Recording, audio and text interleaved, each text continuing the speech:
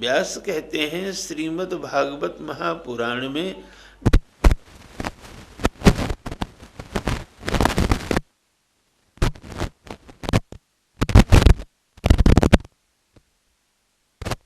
जिस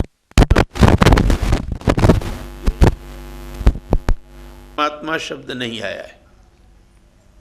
वेदांत में परमात्मा शब्द का उच्चारण नहीं हुआ है, ध्यान देते रहें। तो वेदांत में किस शब्द का उच्चारण नहीं हुआ है, जानकारी के लिए आप लोगों के लिए, वेदांत में परमात्मा शब्द का उच्चारण नहीं, वेदांत में सिर्फ आत्मा शब्द का उच्चारण है। तो आत्मा के अधिकार क्षेत्र की जो चर्चा है वह अध्यात्म है, और जगत के क्षेत्र की जो चर्चा है वह अधिभूत है। तो अध्यात्म में जो कुछ जानने योग्य है वह श्रीमद् भागवत महापुराण में मैंने लिख दिया है। जो कुछ जानना चाहोगे इसमें है। वेद्यम वास्तवम अत्र, आगे कहते हैं वस्तु शिवदम, इसमें जो कुछ भी है इसको जान लेने से तुम्हारा बहुत बड़ा कल्याण होगा। शिवदम, शिव कहते हैं कल्याण को, शिव शंकर भगवान को नहीं, शिव शब्द का हिंदी में अर्थ है कल्याण। शिवदम कल्याण प्रदान करने वाला, भागवत महापुराण में है। तापत्रोन्मूलनम, तीनों प्रकार के आगों से बचाने वाला जो मार्ग है उसका दर्शन मैंने भागवत महापुराण में किया है। सब जगह नहीं भटको, सब जगह नहीं भटको, क्योंकि एक साधे सब सधे, सब साधे सब जाए। सब जगह नहीं भटको, एक जगह टिको। सपोज यह श्रीमद् भागवत महापुराण है, इसमें ब्रह्म के विषय में जो कुछ तुमको जानना है सब कुछ इसमें है। किंवा परेश्वर सद्यो हृदय वरुध्यते शुश्रुभि कृत्यभि तत्क्षणात्, तत्क्षणात् तुरंत, बहुत विलंब नहीं लगेगा। यदि ध्यान से तुम सुनोगे, इसका अर्थ हृदयंगम कर लोगे और तत्पश्चात इसको व्यवहार में उतार लोगे तो बहुत बड़ी शांति मिलेगी, बहुत बड़ा आनंद मिलेगा।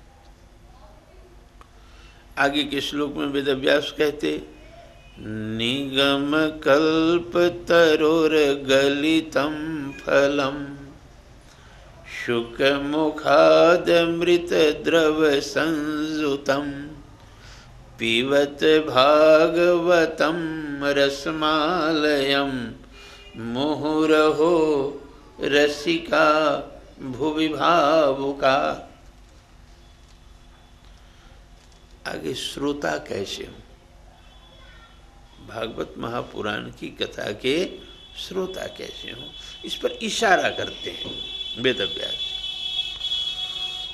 कहते हैं कि जितने भी निगम आगम हैं सभी वृक्ष हैं, उस वृक्ष में यह भागवत महापुराण फल है, और इस फल को शुकदेव अपने ओठ से स्पर्श कर दिया है। अब तुम लोगों के तो इधर आम नहीं होता है ना, हम लोग का जहाँ जन्म स्थान है वहाँ आम बहुत होता है।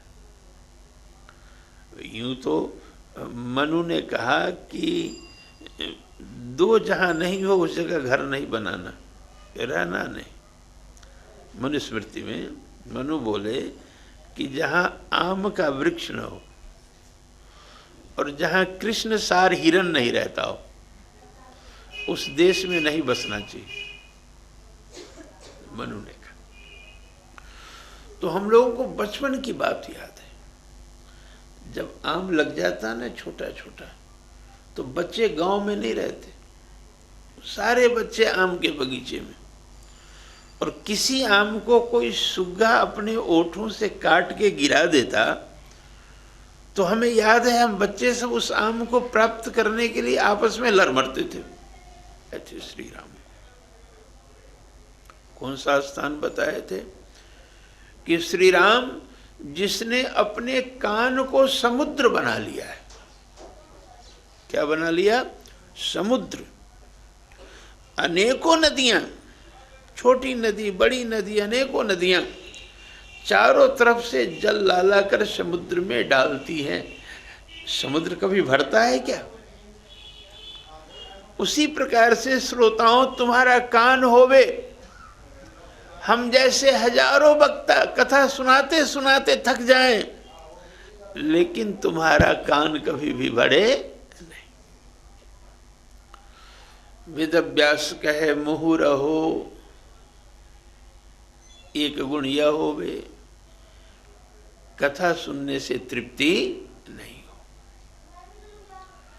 दूसरा गुण कहे रसिक। दूसरा गुण क्या कहे? रसिक। जो प्रेमी होते हैं, जो प्रेमी होते हैं, उसके अंदर रस भरा हुआ रहता है। भीष्म से लोगों ने कहा, भीष्म पितामह से, कि श्री कृष्ण पर भीष्म तुम बाण चलाते थे तो तुमको दया नहीं आती थी? हाथ नहीं कांप जाता था तुम्हारा? इतने सुकोमल श्री कृष्ण हमारे, उस पर तुम बाणों की झड़ी लगा देते थे।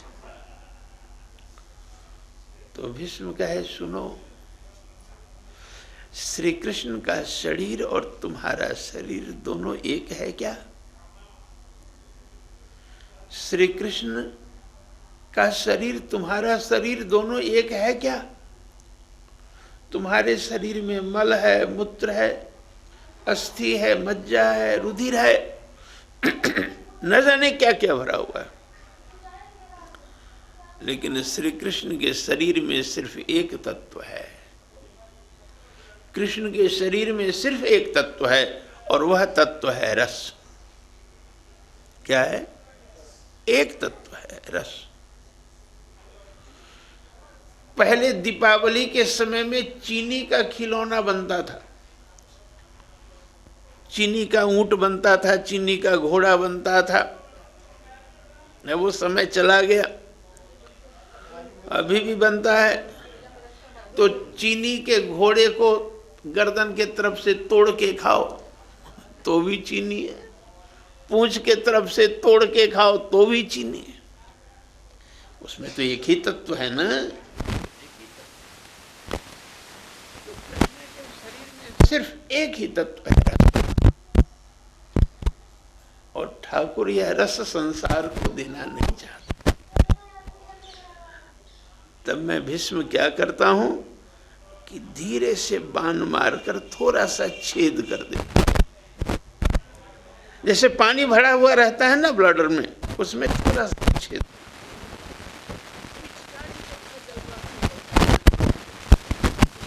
से कृष्ण के शरीर में सिर्फ रस है और कुछ नहीं है। मैं थोड़ा सा छेद कर देता हूं ताकि ठाकुर जी के अंदर का जो रस है पिचकारी के तरह बाहर निकल कर इस संसार में जो ताप संताप है सब खत्म हो जाए, जगत के लोग सिंचित अभिसिंचित हो जाए, कृष्ण रस से वो तब प्रोत सराबोर हो जाए।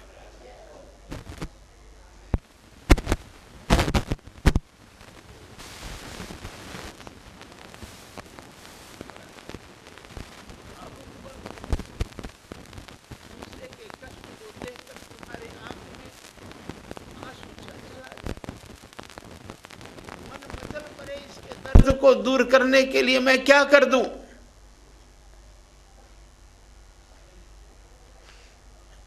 वर्ड्सवर्थ का नाम सुना होगा आप लोगों ने। विलियम वर्ड्सवर्थ बहुत बड़ा पोएट हुआ, कवि। उसने एक कविता लिखा था और उस कविता का नाम था, शीर्षक था, सिंपैथी इज फार ग्रेट।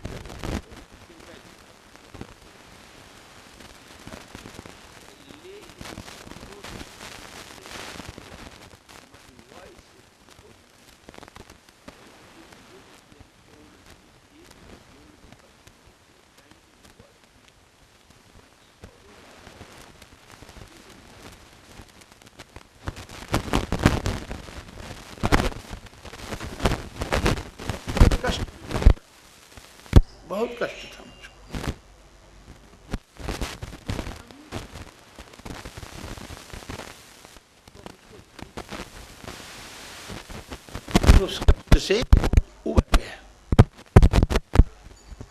इसके बाद फिर मैं एक बार, इसके बाद जब मैं ठीक हुआ,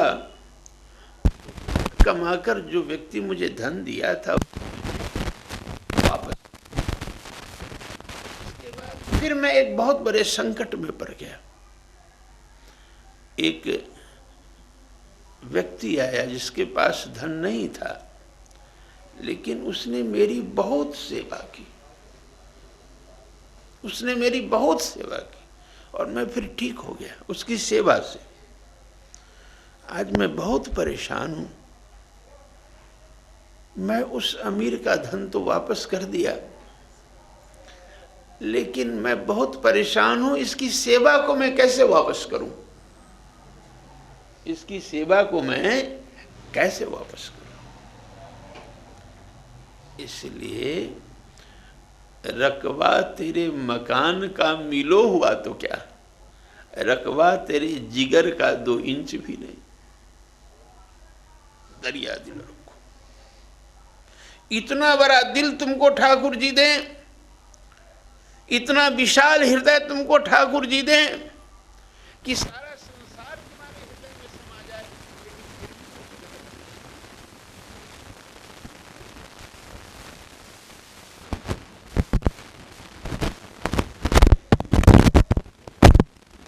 भावुक बनो।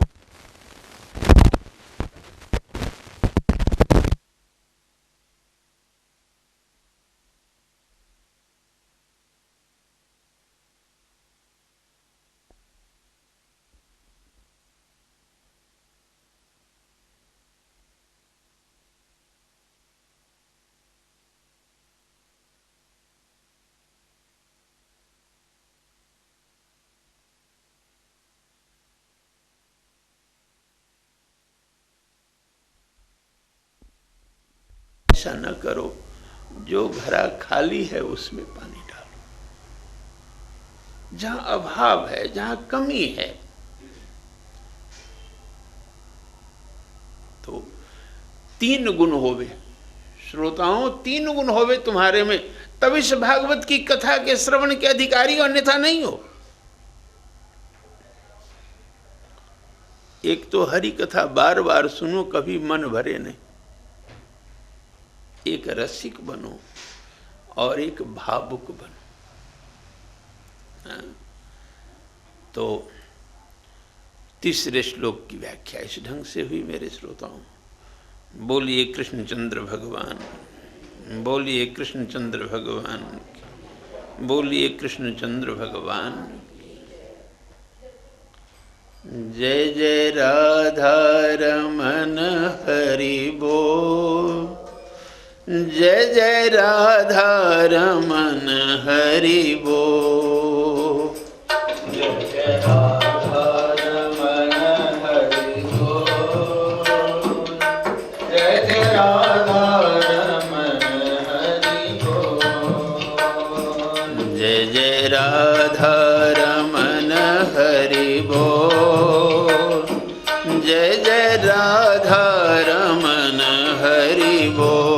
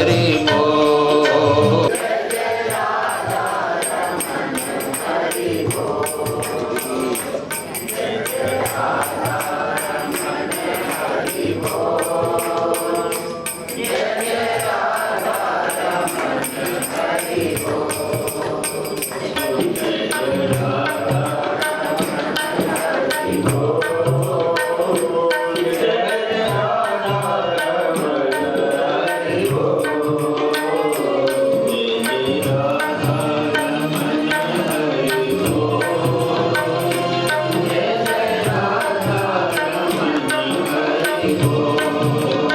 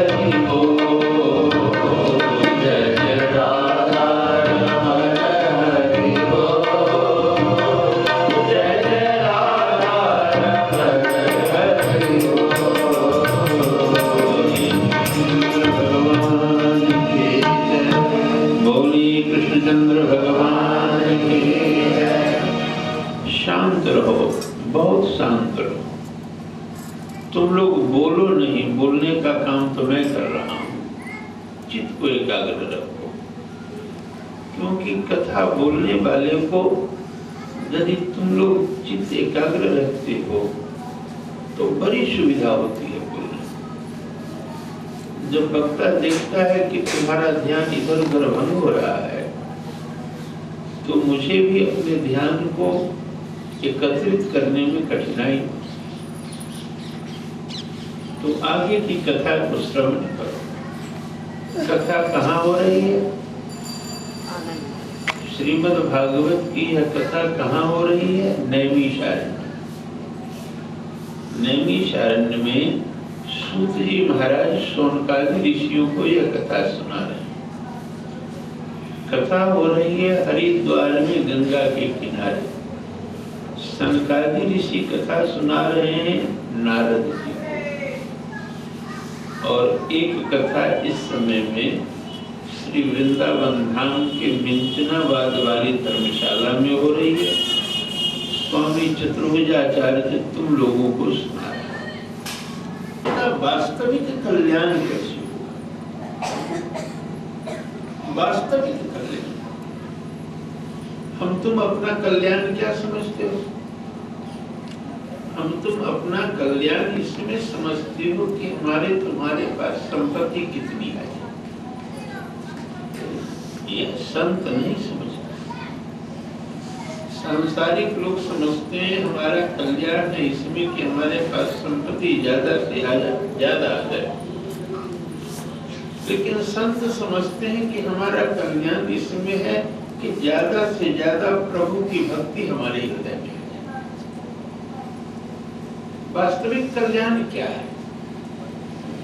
शौनकादि ऋषि सूत जी से पूछते हैं, कहते हैं आप ही से हम लोग प्रश्न कर रहे हैं इसलिए कि आपने संतों की सत्संगति की, बड़े बड़े ऋषि मुनियों के साथ आपने बिताया और शास्त्र पुराणों का भी आपने गंभीरता पूर्वक अध्ययन किया। इसलिए हम शौनकादि ऋषि आप ही से पूछ रहे हैं कि वास्तव में मनुष्य का कल्याण कैसे हो सकता। दूसरा प्रश्न हम लोग कर रहे हैं कि जो हम लोगों ने प्रश्न किया है आपसे, उसको बहुत विस्तार करके नहीं बताया, समास में बताइए, परंतु इस तरह से बताइए कि बात समझ में आ जाए। तीसरा प्रश्न हम शौनकादि ऋषि आपसे कर रहे हैं सूत जी महाराज, वसुदेव देवकी के यहाँ क्यों कृष्ण का अवतार हुआ? चौथा प्रश्न कर रहे हैं कि भगवान के विविध अवतारों के विषय में भी हमें बताइए। पांचवा प्रश्न कर रहे हैं कि भगवान अवतार लेकर लीला भी तो करते हैं, आपसे जितना संभव हो सके भगवान की लीलाओं के विषय में भी बताइए। कितने प्रश्न हो गए? 5। छठवां प्रश्न कर रहा हूं कि जब कृष्ण इस पृथ्वी को छोड़कर चले गए तो धर्म किसके शरण में गया? यह छठवां प्रश्न। कितने प्रश्न किए? 6 प्रश्न किए। कौन प्रश्न किए? कौन प्रश्न किए? शौनकादि ऋषि। किससे प्रश्न किए? सूत जी महाराज। कहाँ पर प्रश्न किए?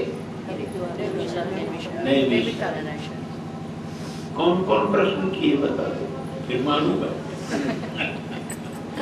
अभी बताया होना तो बता सकते कौन कौन प्रश्न? एक आध बता सकते, दिमाग से बात। चलो कोई बात नहीं। तो ये जो 6 प्रश्न है, मनुष्य का वास्तविक कल्याण क्या है, विस्तार में नहीं कहा। वसुदेव देवकी के यहाँ कृष्ण का अवतरण क्यों, भगवान की लीलाओं के विषय में बताइए, भगवान के अवतारों के विषय में बताइए, और कृष्ण जब इस पृथ्वी को छोड़कर चले गए तो धर्म किसके शरण? इन 6 प्रश्न, और यही 6 प्रश्न संपूर्ण भागवत महापुराण का आधार है। संपूर्ण भागवत महापुराण में इन्हीं 6 प्रश्नों का जवाब सूत जी महाराज शौनकादि ऋषि को दिया। लेकिन कथा प्रारंभ करने के पहले सूत जी महाराज श्री सुखदेव जी को प्रणाम करते हैं, व्यास जी को प्रणाम करते हैं, नारायण नर को प्रणाम करते हैं, सरस्वती की वंदना करते हैं। वही जो यहाँ पर बैठने के पहले मैं श्लोक बोलता हूँ न मंगलाचरण का, प्रार्थना करते हैं। इसके बाद कहते भक्ति शब्द संस्कृत के भज धातु से बना, जिसका हिंदी में अर्थ होता है सेवा करना।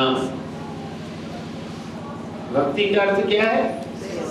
भक्ति का अर्थ है सेवा। लेकिन सेवा किसकी करो? भक्ति का अर्थ तो सेवा हो गया, लेकिन सेवा किसकी करो? सेवा नारायण की करो। किसकी करो सेवा? नारायण। लेकिन नारायण तो दिख नहीं रहा है, कैसे सेवा करो? दिख रहा है। सर्वम विष्णु एवं जगत, सर्वम विष्णु एवं जगत, ये सारा जगत ही विष्णु है। तुलसी से पूछा गया श्री राम कहाँ है? तो तुलसी क्या कहे? सिया राम में सब जगत। सूर से पूछा गया श्याम कहाँ है? तो सूर बोले जित देखूं तित श्याममयी है। तुम कह रहे हो कहाँ हो? मैं तो देख रहा हूँ सब जगह श्याम ही मेरे हैं। जित देखो तित श्याममयी है। श्याम कुंज बन जमुना श्यामा, श्याम गगन घन घटा चाहिए। जित देखो तित श्याम। तो दृष्टांत तो सुने होंगे, सच्ची घटना है। संत तुकाराम या नामदेव जी की है। हरिद्वार से जल भरे, सेतुबंध रामेश्वरम शिवलिंग पर चढ़ाने के लिए चल पड़े। पहले गाड़ी आदि की इतनी सुविधा नहीं थी, पैदल चले। चलते चलते आंध्र प्रदेश में पहुंचे। भयंकर गर्मी। देखते हैं एक गधा पानी के लिए तड़प रहा है। नामदेव जी जो जल भरे थे, वो जल उस गधे के मुंह में डालने लगे। और क्या कह रहे थे? कह रहे थे, हे ठाकुर जी, रामेश्वर नाथ महादेव जी, तुम बड़े कृपालु दयालु हो। तुम्हारे हृदय में दया आ गई होगी। तुम्हारा यह भक्त इतने दूर से पैदल चलता आ रहा है, तुम इस गधे के रूप में वहां से चलकर यहाँ आ गए। लोग तुम्हारा जल यहीं पर तुमको चढ़ा देता, तुमको तुम्हारा जल यहीं पर चढ़ा। क्या? इसलिए तुलसी या संसार में सबसे मिलिए धाय। तुलसी या संसार में सबसे मिलिए धाय। ना जाने किस वेश में नारायण, सब नारायण, सब नारायण। एक और दूसरा बोले सूत जी महाराज, शौनकादि ऋषियों भक्ति में दूसरा गुण होवे अप्रतिहता। क्या बोले? अप्रतिहता। अप्रतिहता किसको कहते हैं? कि मनुष्य एक क्षण के लिए भी अपने आप को ईश्वर के चिंतन से अलग नहीं करे। एक क्षण के लिए भी ईश्वर के चिंतन से अलग नहीं करे। एक बार मेरे रोए खड़े हो गए। सच बताओ, मैं श्री वृंदावन धाम, देखो प्रभु अपने भक्त को किस प्रकार से संभालता है। इसलिए आज मेरे पास बहुत बड़ा आत्मबल है, मेरे पास बहुत बड़ा स्वरूप है। आश्रम का निर्माण कार्य चल रहा है, करोड़ों का खर्च। तो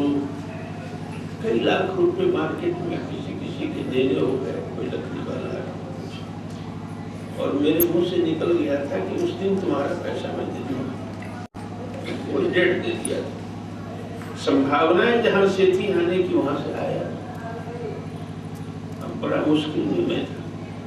प्रातः काल जहाँ अपना निवास है ना आनंद धाम, वहाँ प्रातः काल उठा, पूजा पर बैठा, सोच रहा था जैसे जाऊंगा आश्रम में सब मेरे ऊपर आ जाएंगे, तो ये क्या करूँगा, बहुत सोच में। खैर जो होगा वो कह, पूजा पाठ किए, लेकिन हृदय भीतर से बड़ा दुखी हो रहा था। तो कार पर बैठे, पास थे तेषाम नित्याभियुक्तानाम योगक्षेमम बाम्य। अरे मूर्खों, मैं तुझे कह रहा हूं, सौगंध देकर कह रहा हूं कि तुम सिर्फ मेरा चिंतन करो, तुम्हारे योग और तुम्हारे क्षेम दोनों का वहन मैं करूंगा। ग्रंथों को पढ़ करके इस कान से सुनकर उस कान से मत निकाल दो, इसके भाव को हृदयंगम करो। और एक समय ऐसा आता है जब माला फेरने की आवश्यकता नहीं रह जाती।